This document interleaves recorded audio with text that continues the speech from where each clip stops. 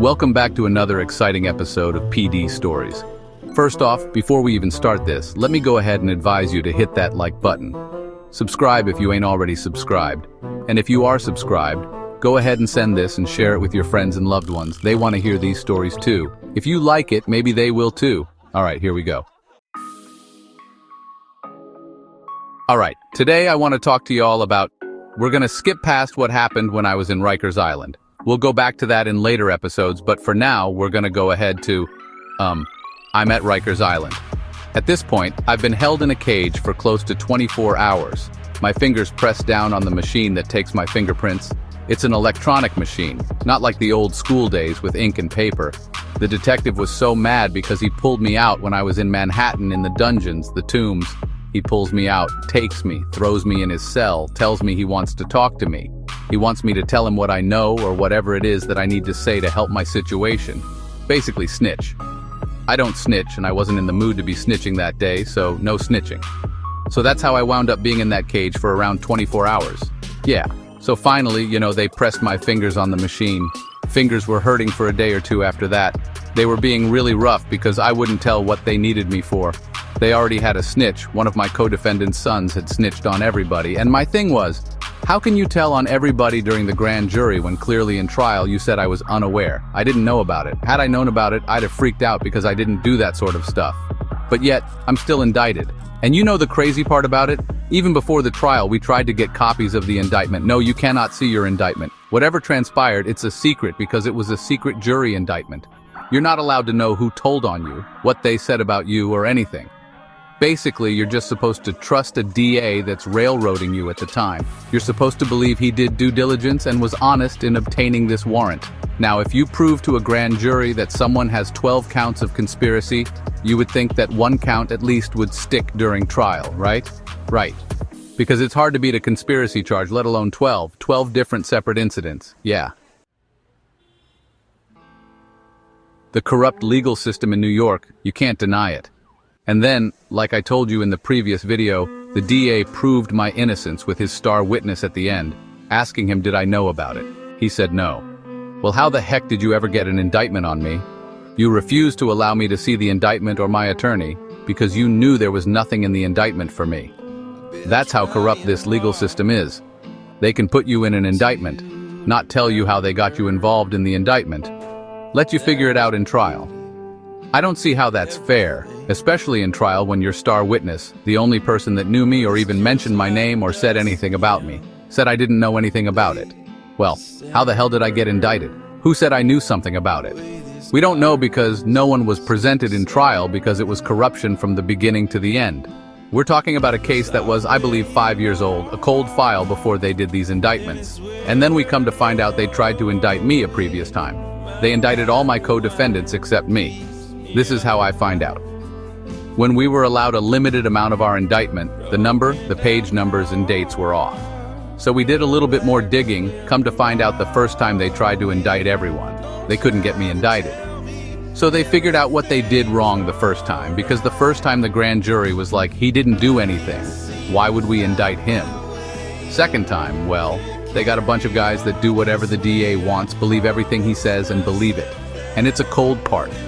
During that, just so you know, during the indictment of a secret indictment, you have no right to a defense. It's just a prosecutor telling a group of people, the jurors, his story. No one there to refute it, no evidence, nothing needs to be presented. He says so and so did this, so and so did that, they believe him. Then they'll go ahead and issue your arrest warrant, and you're going to be picked up by the U.S. Marshals no matter where you are. That's what happened to me. So I'm going to go ahead into the next part about how we're all locked up in New York City, Rikers Island. We're all in different buildings because Rikers Island is a massive complex. So, I'm talking to my co-defendant, Lore Irving, if you want to Google that name, Senior. And he knew I had nothing to do with this. He was the one who got me caught up in this. I'm asking, why don't you tell him I had nothing to do with it? He says, yeah, I tell my attorney. He's my attorney. Tell me he ain't gonna do that. He can't do that. If he does that, he's telling on himself. So I tell Lore this. He's like, yeah, man, I'm gonna tell him. My attorney was right. That man never tried to straighten this out for me. His whole concern was him getting off when it was him who got me involved in this, knowing darn well I did not mess with that coke, that B stuff, that girl.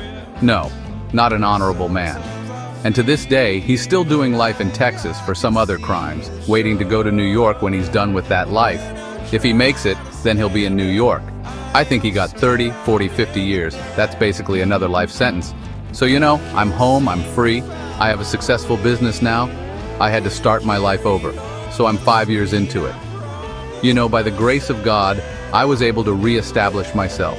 Actually, I'm doing better now than I was before. I can't say thank you because it was a year and a half of hell in Rikers Island. Imagine being locked up for something you didn't do, and you didn't do it, and you were doing good in life at this point, and it was snatched from you over lies. Now I can't even say lies. It was snatched from me there was no evidence. No one even lied on me. But that's the corruptness in Manhattan, New York. It's ridiculous. So back to this guy Lore, he wouldn't say anything. Let me go through trial, not beat it.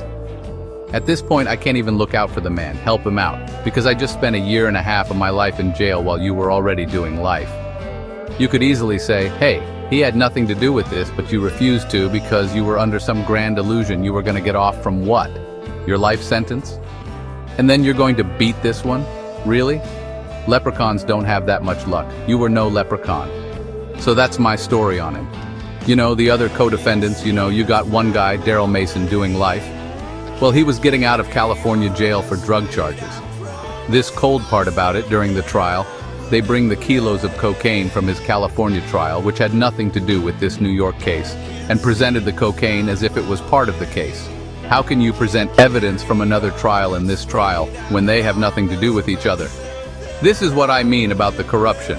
All right, then they played phone calls that some of my co-defendants made while they were locked up, trying to get one of the co-defendants handled, touched, beat, whatever you want to call it.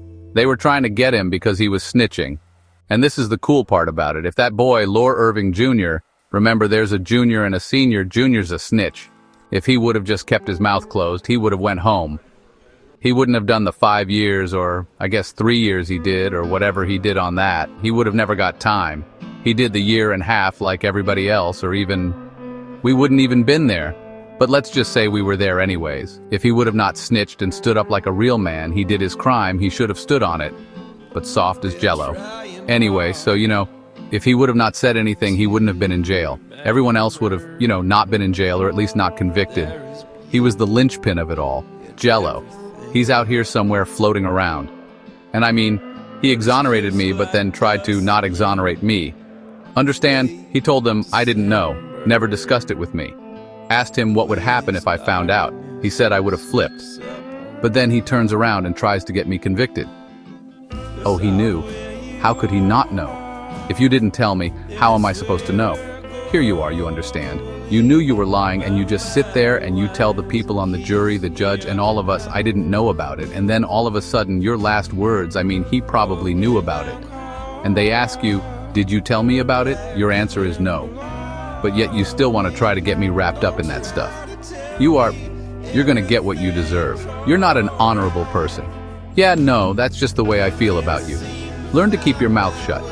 Whenever you get in trouble, the police are not your friend.